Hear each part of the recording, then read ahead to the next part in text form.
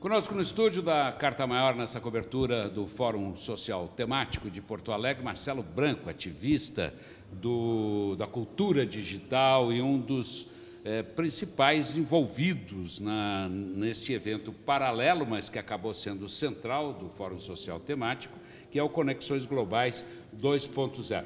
Marcelo, está no fim agora, né, o evento, já quase finalzinho, ainda tem uma mesa pela frente, e dá para fazer um balanço aí, né? Como é que foi o evento, o Conexões Globais?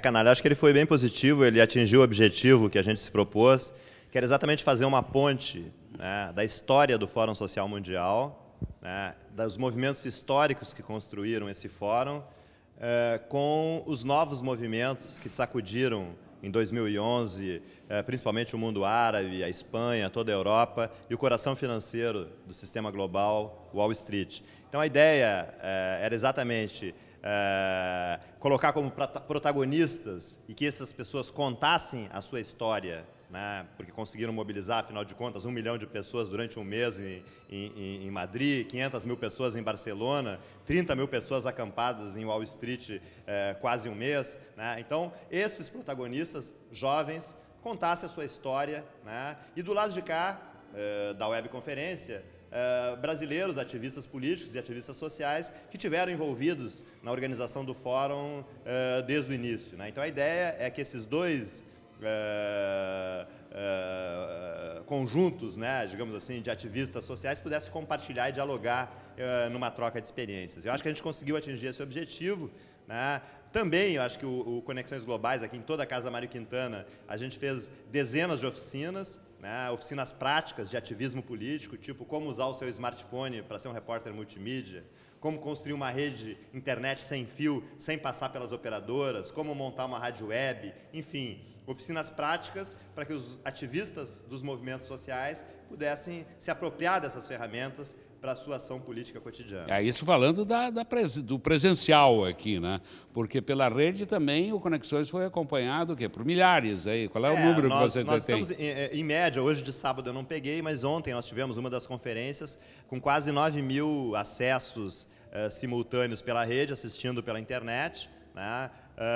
Movimentou o Twitter em vários momentos do dia de ontem, né? Nos trend topics do Twitter, o Conexões Globais estava presente, né? Então, a nossa capacidade de comunicação ela foi multiplicada com a ideia da comunicação colaborativa. Então, tem dezenas de coletivos de cultura digital ajudando na comunicação de forma colaborativa, né? Então, essa ideia, né, de que a colaboração pode fazer a rede de comunicação aumentar a audiência também foi bastante utilizada aqui, né? E também a experiência de um novo formato. Nós queríamos experimentar um novo formato de evento que não fosse formato clássico de palestras, né, e auditório, né? Então a gente conseguiu aqui num espaço que claro que há uma mesa de pessoas que comentam, entra alguém pela internet como painelista principal, né? Mas há muita interatividade através do Twitter e Facebook que pode interagir com o debate que está acontecendo aqui na rua, né? Sugerindo, perguntando, criticando o que está acontecendo em tempo real. Isso no que diz respeito ao funcionamento, né, do Conexões, que foi realmente um sucesso, deu certo, sempre muito concorrido e tal. Agora, eu queria te perguntar o seguinte, você participou das mesas, coordenou alguns desses debates, ou quase todos, pelo menos envolvido diretamente estava. O que você destaca assim, do conteúdo da pauta do Conexões que foi levantado aqui em Porto Alegre? Acho que a principal foi uma mesa sobre ferramentas para ocupação e para mobilizações sociais, né, com o Pablo de Soto. Eu gostei muito do debate, porque exatamente problematizou, né, o uso das ferramentas das grandes corporações para que a gente faça as mobilizações, né? Então, se a gente está lutando contra os interesses aí das grandes corporações, a gente se utiliza majoritariamente da plataforma do Facebook, do Twitter, né, para fazer essas lutas sociais. E são plataformas de grandes corporações que, com certeza, devem estar utilizando as informações que a gente coloca na rede para informar a CIA, o FBI, né? Então, não são redes confiáveis. Para difundir uma ideia, elas são muito úteis, porque há muita gente ali dentro. Esse debate discutia a necessidade de ferramentas de redes sociais próprias para organizar aquilo que deve ser tratado como estratégico, sigiloso, né, ou até, sob o ponto de vista privado, em relação às grandes empresas. Então, se mostraram aqui várias ferramentas que foram usadas pelo movimento Democracia Real já da Espanha, ferramentas que foram utilizadas em Wall Street e que podem ser utilizadas no Brasil também. Eu acho que isso foi, digamos, para mim, assim, um dos pontos, claro, sob o ponto de vista de um ativista digital, né, que foram bastante importantes, um debate que foi o que teve maior participação de pessoas, tanto fisicamente quanto pela internet. E a questão das ameaças, aí, da censura, daquelas intenções, né, de censurar a rede, controlar a rede, como se viu e se tentou e se observou e se registrou recentemente nos Estados Unidos. Isso aí foi um tema também? Também, nós tivemos um debate com o Stefano Grueso, que é um documentarista, que tem vários documentários, e que ele produziu o primeiro documentário exatamente tratando do tema do direito autoral, e esse documentário passou na TVE espanhola com licenças Creative Commons, com licenças livres. Então esse debate era para problematizar exatamente, infelizmente, né, a maior ameaça da internet vem da indústria do copyright, da chamada máfia do copyright, né? Então as grandes corporações discográficas, né, a indústria fonográfica, as grandes empresas da indústria de cinema de Hollywood, né, as grandes editoras hoje são as maiores ameaças à liberdade na internet, porque através de lobbies nos nossos legisladores e nos nossos executivos, principalmente como alvo os ministérios da cultura no mundo inteiro, né, estimulam legislações que propõem legalmente a vigilância, o grampo de todos os usuários da internet, né, e a retirada de conteúdos sem ação judicial. Então, uma legislação que tinha no Brasil, a Lei do Azeredo, está ainda num dos artigos da Lei do Direito Autoral que a ministra Ana de Holanda mandou para o Parlamento, né, que é muito grave, do ponto de vista da liberdade de expressão, porque permite, né, qualquer cidadão chegar para o Terra ou para o UOL e dizer: eu quero que retire aquele conteúdo do ar, né, e dá o poder de polícia para o provedor de internet retirar o conteúdo do ar, né, seja qual for o conteúdo.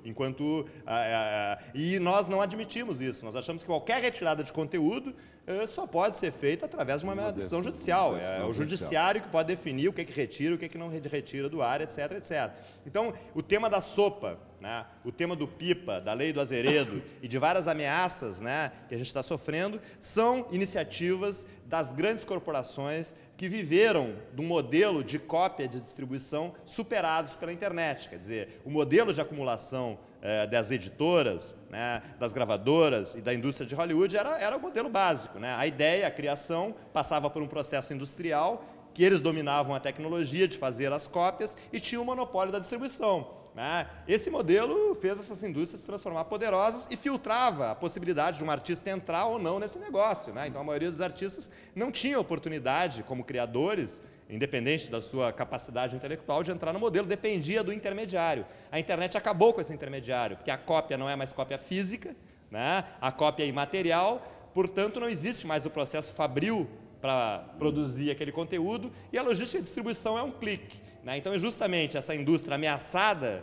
pelas novas formas de compartilhamento de conteúdos culturais na internet, quer impor as regras, não só para a sua indústria, mas para o conjunto dos usuários da internet, independente desses usuários estarem ou não compartilhando. Mas há outras ameaças, né, que é das operadoras de telefonia. As operadoras de telecomunicações não estão nesse jogo de tentar censurar o conteúdo. Pelo menos por enquanto. Não, mas eles têm até interesses econômicos que esses conteúdos circulem, porque isso aumenta a banda larga e a necessidade das pessoas terem banda larga, mas o risco que nós temos das operadoras de telefonia é a batalha pela neutralidade na rede. A internet nasceu neutra. O que significa isso tecnicamente falando? Um conteúdo que entra de um lado, sai do outro lado, sem nenhum tipo de filtro ou atraso nesse conteúdo, né? As operadoras de telefonia lutam há mais de 10 anos no FCC, que é a Anatel norte-americana, né, e em lobbies em todo o mundo, inclusive no Brasil, através dos parlamentares, para que eles possam filtrar esses conteúdos e atrasar os conteúdos por interesses comerciais. Então, se entra um conteúdo do concorrente deles no backbone lá da internet, eles vão atrasar esse conteúdo. Eles querem que a internet, as operadoras de telefonia, a grosso modo, volte a ser as antigas redes de telecomunicações, que a gente pague por tipo de serviço. Então, se eu estou mandando um vídeo, eu vou pagar diferente se eu estiver mandando áudio, ou vou pagar diferente se eu estiver mandando texto, né? Então, isso é a quebra da neutralidade que a gente luta contra. Então, existe esse conflito de interesses. Se, por um lado, a indústria do copyright, né, quer censurar, quer vigiar, né, e quer controlar. As operadoras não têm interesse na censura, na vigilância e no controle, mas têm interesse em impor regras em relação ao tipo de serviços que circulam dentro da rede. E há um terceiro bloco capitalista nesse jogo de interesses poderosos de controle da internet, que são as empresas de nova ordem, que se beneficiaram com o modelo Google, Facebook, Twitter, né, que, sob o ponto de vista da liberdade de expressão, não há nenhum tipo de problema, a sociedade civil concorda com a visão que eles têm, porque eles se beneficiam economicamente com a circulação dos conteúdos, eles são radicalmente contra a quebra da neutralidade na rede, porque para eles a rede sem neutralidade significa que o seu modelo de negócios também vai estar ameaçado pelas operadoras de telefonia, né? Então, acho que o nosso problema com essas empresas de nova ordem é a questão da privacidade, né? Eles utilizam todos os nossos dados que nós colocamos no Twitter, no Facebook, no Orkut,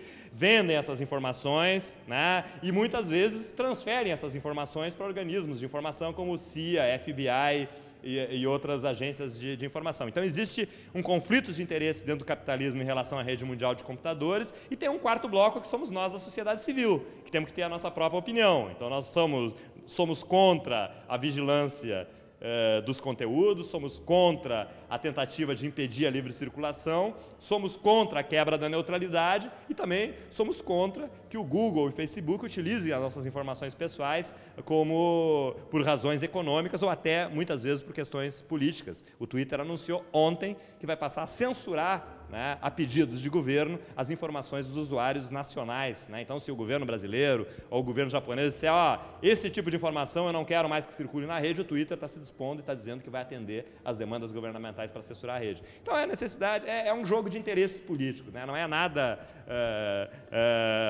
só num lado, só num outro, né? Então, o nosso objetivo como sociedade civil, trazer esses debates à tona, né, é tentar desmistificar essa ideia de que os militantes digitais são aliados do Google, são aliados das operadoras, né, e estão contra os pobres autores que estão sendo prejudicados pelas novas tecnologias. Na verdade, os autores que vivem ainda da cópia das suas obras, né, esses autores, eles precisam entender que o mundo mudou. Né? O mundo não é mais... É impossível viver de cópia e de reprodução de cópia. Né? O mais importante nessa discussão não é o CD, é a música. Não é o livro, é a literatura e a poesia. E agora existem novos suportes para a literatura, para a música, para a poesia e novas formas de circulação. Então, os autores precisam entender que esse novo cenário ele pode ser mais benéfico aos autores do que o cenário anterior. Vou dar um exemplo, no caso da música. Né? O Brasil é um dos poucos países do mundo que a maioria dos brasileiros compra música brasileira. Nem na França é assim. Os franceses compram mais música norte-americana, né, do que música francesa. Então, o Brasil é muito positivo. Né? Nós temos os consumidores de CDs no Brasil compram mais música brasileira, claro, a nossa música é a melhor do mundo, né, do que música estrangeira. No entanto, nós transferimos 2 bilhões de dólares anual em royalties, porque a música brasileira é de propriedade das gravadoras estrangeiras. Né? Então, mesmo do seu ponto de vista macroeconômico, esse modelo anterior das gravadoras nunca beneficiou o Brasil. Né? E a gente sabe que a maioria dos artistas com talento não tinham oportunidade de sobreviver nesse novo cenário. Claro que há artistas importantes, de esquerda, históricos, que lutaram contra a ditadura e que continuam sendo artistas de esquerda, que se beneficiaram desse modelo pelo seu talento, pela sua capacidade, né? E muitas vezes, nesse momento, se colocam contra as nossas lutas por liberdades civis na internet, contraditoriamente, compositores e artistas de esquerda, no caso a Ana de Holanda, irmã do Chico Buarque, né, que defende claramente a censura, a vigilância na rede, como uma defesa que estão roubando a sua obra, a sua propriedade intelectual e o seu direito. Então, acho que são contradições aí que a gente está enfrentando e debatendo aqui no Conexões Globais. Aí a razão também e a razão do sucesso do evento que está terminando agora. Marcelo vai precisar correr para lá agora, que ele estará nessa última mesa, que é mesa, modo de dizer, porque na verdade é uma grande arena ali, né? Territórios inovadores para cidadanias emergentes. Obrigado, Marcelo, por sua participação aqui. Obrigado, Canali, pela oportunidade, a Agência Carta Maior. É um prazer sempre estar aqui com vocês.